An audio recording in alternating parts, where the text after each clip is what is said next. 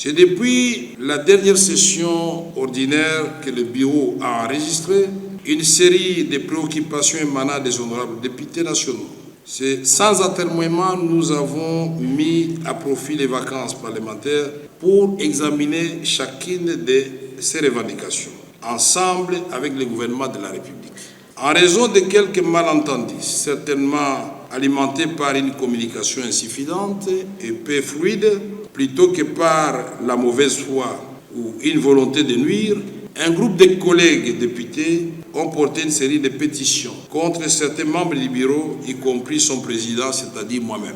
Pour cette raison, et suivant les orientations salutaires reçues de son Excellence Monsieur le Président de la République, chef de l'État, dans son rôle constitution de garant du bon fonctionnement des institutions, le bureau de l'Assemblée nationale a entrepris des consultations au sein des conférences des présidents, des différents caucus, ainsi que des structures spécialisées comme les réseaux de jeunes parlementaires pour garantir une rentrée parlementaire apaisée, placée sous les signes de la transparence. Ces échanges très fructueux ont permis d'élever de nombreux équivoques et de constater les avancées notables enregistrées dans la prise en charge des préoccupations soulevées par les élus. Je voudrais ici saluer l'attitude républicaine des honorables députés nationaux, y compris certains parmi les pétitionnaires qui ont manifesté une réelle volonté de préserver la stabilité de nos institutions, de renforcer la cohésion au sein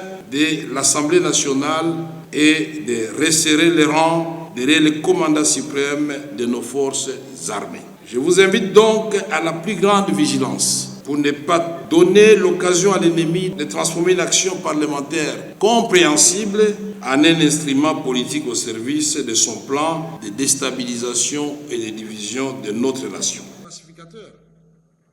Aujourd'hui encore, je serai pacificateur jusqu'au bout.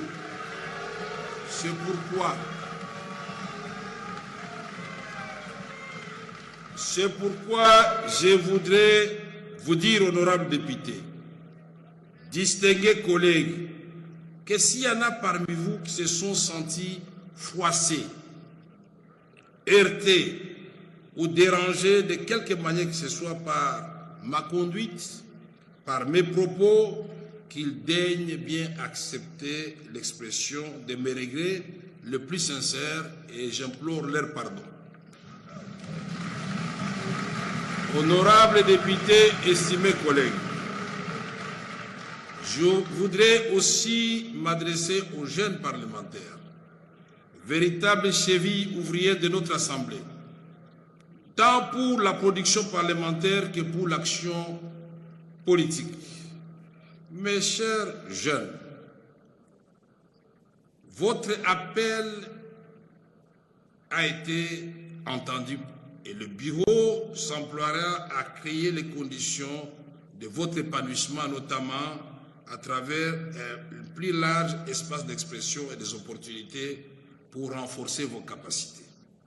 C'est d'abord pour répondre à vos besoins de formation que le bureau a entrepris de mettre en place une académie parlementaire en étroite collaboration avec les vice-premiers ministres, ministres de la fonction publique, l'IAU, à travers l'École nationale d'administration ENA. Cette session budgétaire sera la vôtre.